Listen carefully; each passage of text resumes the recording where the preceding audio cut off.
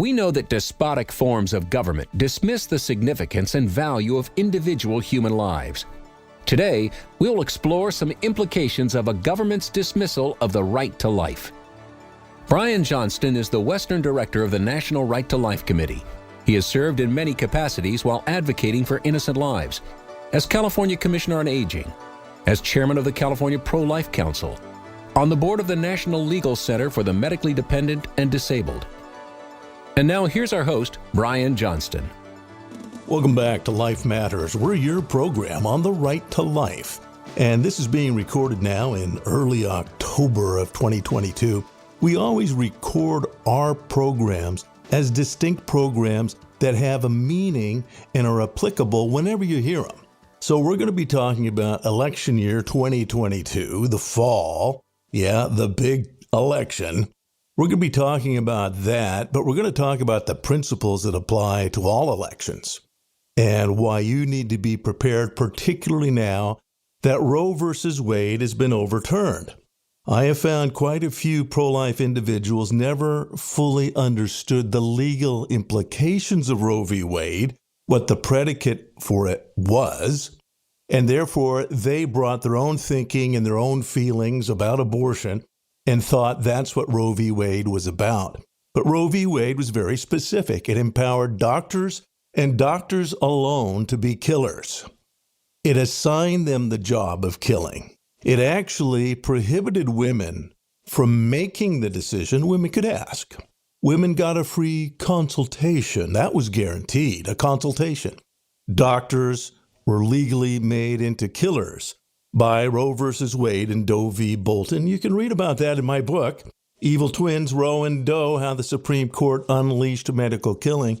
When you realize what Roe did, you will better understand what the aftermath of Roe is, what it means that Roe has been overturned.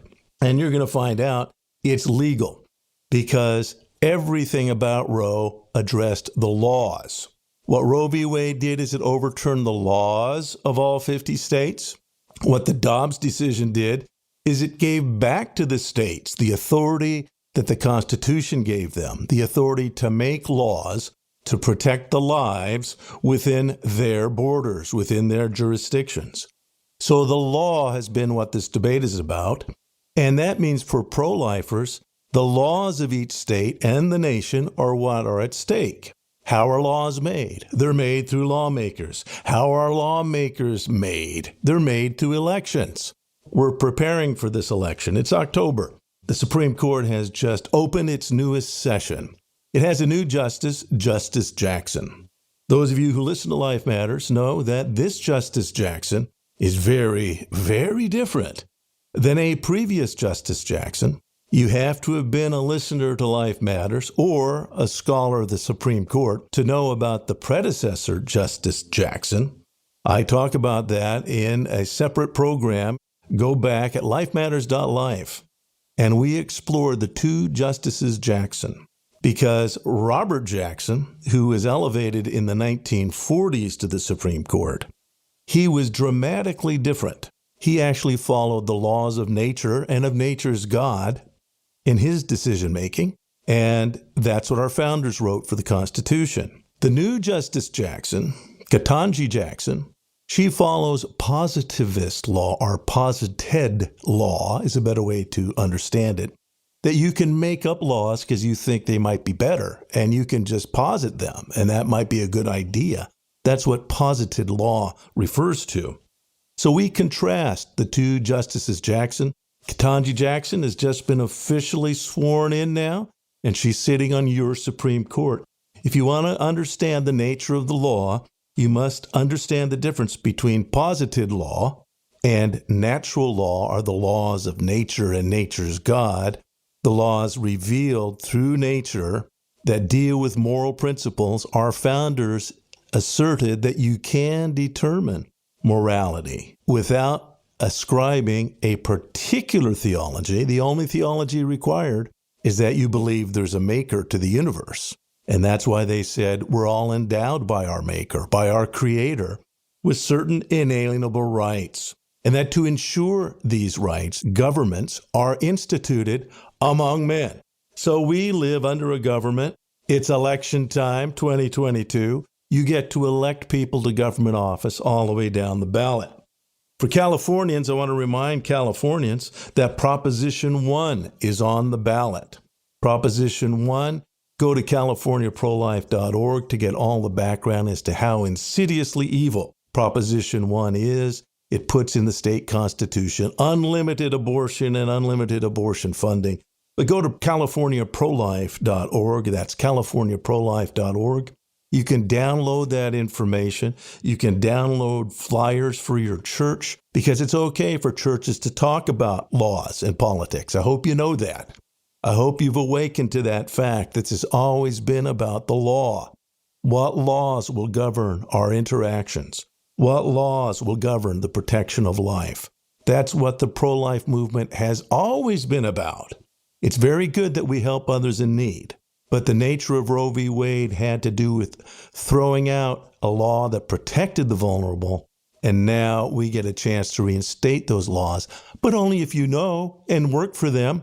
So we're going to come back in just a little bit. We'll talk about Proposition 1.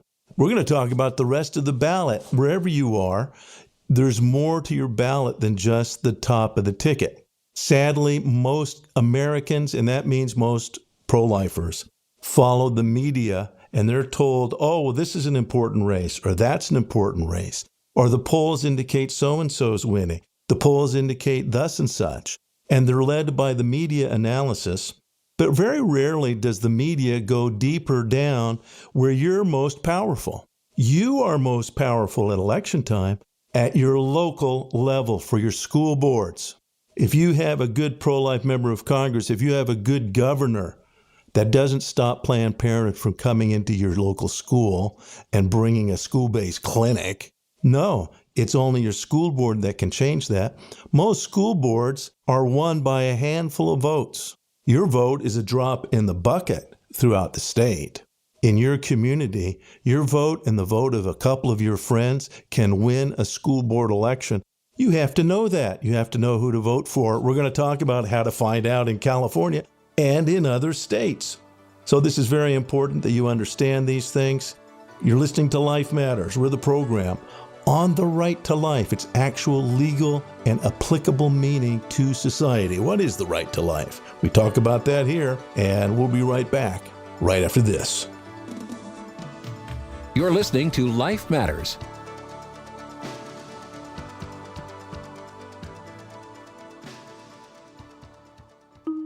They say sunlight is the best disinfectant. Did you know that California has a law in the books that says you need to protect babies born alive in the course of an abortion? But that law is simply ignored.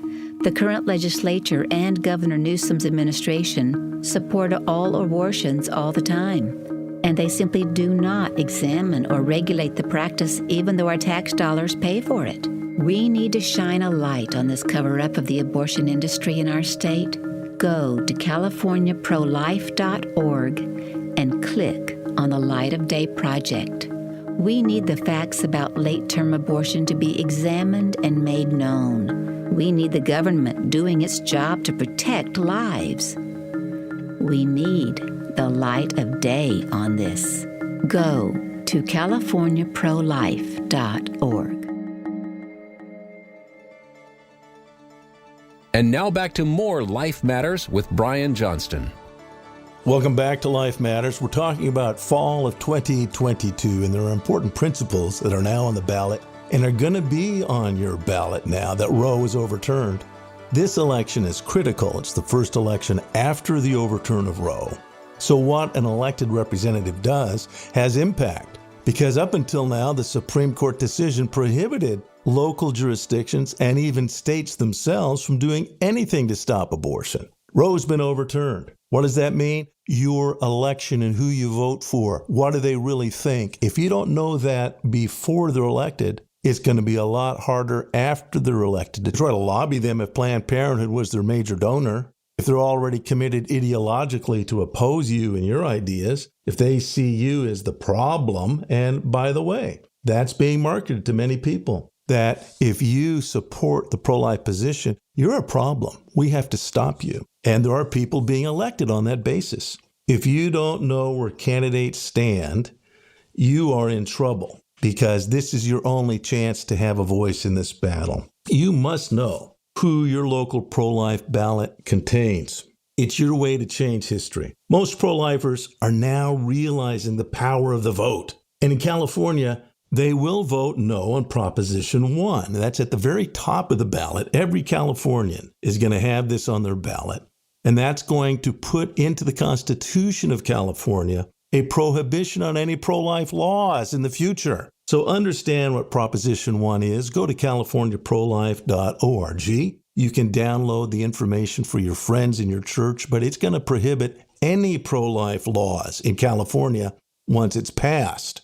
So make sure you know that's on the ballot. Make sure that you do vote no. But after that, you're going to start looking down the ballot. It's a long ballot this year. You're going to see, obviously, governor. You already know Governor Newsom. He's not pro-life. He wants tourist abortions. He's marketing right now to those states that protect babies. Hey, if you're pregnant, we'll kill your baby in our state. We'll fly you in. He's doing that with his own campaign money in pro-life states to bring in vulnerable young women to kill their babies. So you should know where he stands. But then as you go down the ballot, you need to understand how civics works. Because your vote for governor is a drop in the bucket. There's millions of votes that are going to be cast. But as you go farther down the ballot in Congress, there's important congressional races. You can make a difference. Your friends will make a difference in Congress. But there's still hundreds of thousands of votes just for a congressional district. And right now, there's 52 congressional districts in California.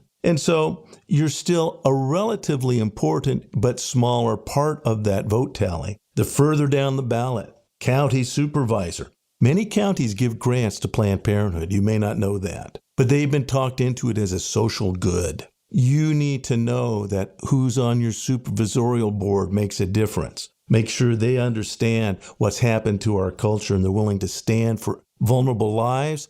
They don't want third parties coming in and selling abortion to vulnerable girls. They need to know what's at stake as a supervisor. But as you go farther down to your city, your township, there are many cities that actually have given grants to Planned Parenthood. Sacramento is one, and they hide how they ask for the grant. Unless that city council member is informed and willing to say, hang on a second, I don't think our city council should be giving free money to Planned Parenthood or to the abortion promotion industry. This is most important at the smallest district, and that is, of course, the school board. There are many school board races that are determined by a handful, literally 4 votes, 5-vote margin, sometimes less. 1 vote can be the difference for victory in these particular races.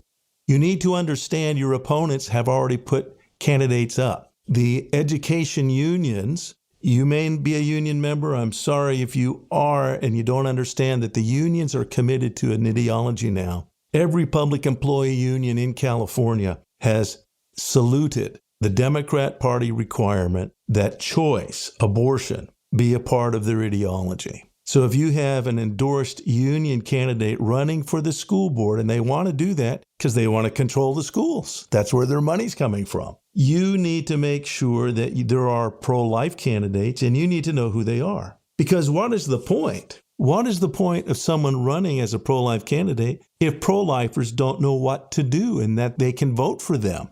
So we have a tool to help you vote down ballot. I urge you to go to californiaprolife.org. That's California Pro-Life, all spelled out, no hyphens, californiaprolife.org to find out who to vote for. And we'll be adding to that as more information comes in. But you need to know in this election cycle. We're also reminding people when you get your ballot October 10th, don't vote right away. There's actually a method to voting to bring your vote in personally and to be accountable for that. We'll be posting and explaining how the vote system should work, how for many decades up until now, proper voting did work, but it's been gamed. We want to show you how to make your vote powerful and how to vote at the right time. We'll be explaining that at californiaprolife.org. Also subscribe to our emails. Some of you are listening in other states. We're on 12 stations in California, but we're also on many stations now in the West and in other states of the Union. We urge you to go to nrlc.org. look up your state affiliate of National Right to Life, because your state affiliate of National Right to Life has been and has always understood that this is a matter of the law and of civics, and now you can make a difference in the civic realm. So go to your state affiliate of National Right to Life. Each and every state has a state affiliate. Get the information on how to vote. We want you prepared. You need to know that your vote elects lawmakers, and lawmakers make laws. And now that the Supreme Court has been rebuked, it didn't have the authority to ever create its own laws. That's what Roe v. Wade did. Roe v. Wade has been struck. States can now protect the innocent within their boundaries.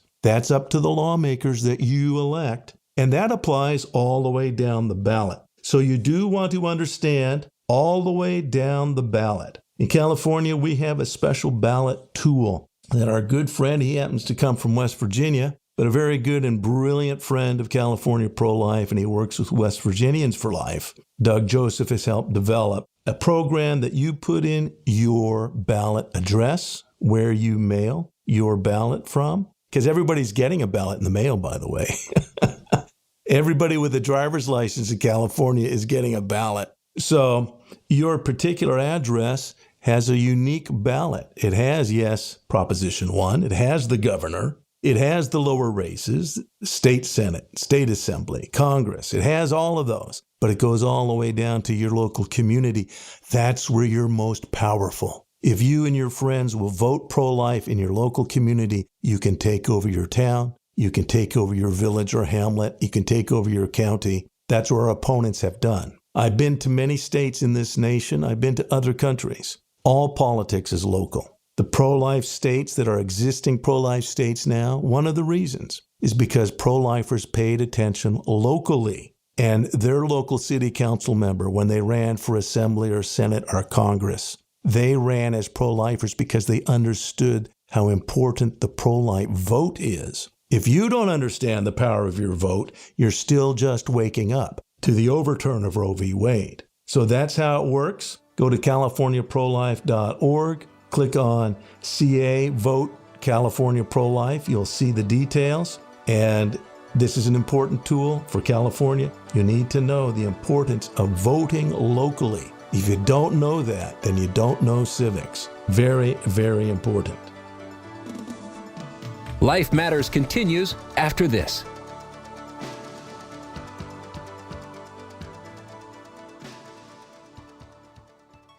Are you willing to step up to be a lifeguard?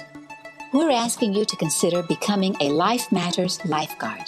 On Life Matters, we cut to the depths of this cultural battle of ideas that has robbed America of its core values and robbed the innocent of their right to life. Anything you can pledge is appreciated. But if you pledge $19 a month, we will make you part of the Life Matters lifeguard team, getting you the important tools and dynamic information to help save lives and encourage others in understanding the lurking dangers in today's deadly cross-currents of culture. Your pledge helps us with our costs of broadcast. It keeps the full understanding of the right to life going out over our numerous radio stations, and also facilitates the important podcast that carries even more programming. Please go to the front page of the Life Matters website and click on the donate button. Your donation is deeply appreciated. And now back to more Life Matters with Brian Johnston. Okay, let me switch gears slightly here. We've been talking about the 2022 ballot. You're going to have one. All of your friends will have one if you're old enough to vote. And actually, there's some kids who aren't old enough to vote, and they've been still sent ballots, believe it or not, by the state of California. That's another story. We want you to know how to vote properly. At California Pro-Life, we're going to explain to you why you hang on to that ballot until it's time to walk it to your local precinct. Very, very important. Retain your ballot until what we traditionally called Election Day, because there's a lot of games being played. We want you to have the power of your ballot heard and understood by those tallying. And this is an important battle. You'll find out more when you go to californiaprolife.org. We're working with the Voter Integrity Project of California. We want your vote to make a difference. You have to want it to make a difference. I want to remind you that I often talk about larger cultural issues. I believe that the right to life is the foundational cultural issue. And it fills our whole culture. It colors every aspect of the rest of society. If you don't protect the vulnerable in your society, then your culture will go down the tubes. It will become a vicious culture. Lawlessness will reign. I could go on about that, but I want to talk to you about the fact that there's a certain predicate to the pro-life movement that many don't fully understand yet. I know this. I've always been uncomfortable with abortion, and I also know that I have personal convictions. I am a person of personal faith and convictions. But abortion is not wrong because of my personal religious faith.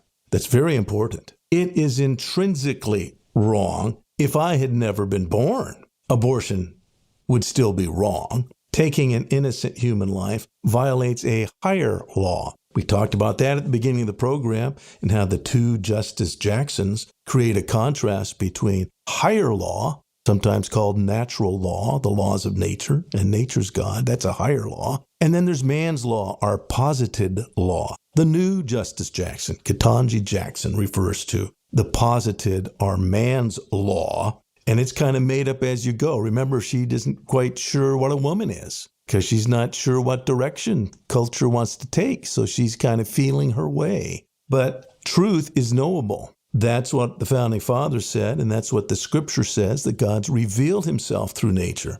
I consider the heavens the work of your fingers, the moon and stars which you've made. God has revealed the nature of mankind, literally in nature. When I see the stars, it says in Psalm 19, when I look at the stars, they speak a language that are understood. Their words are understood everywhere. That the perfectly ordered universe is saying something to us all the time. That's what's meant by the laws of nature and nature's God. So one of the predicates to the Right to Life movement is, first, it's not about me.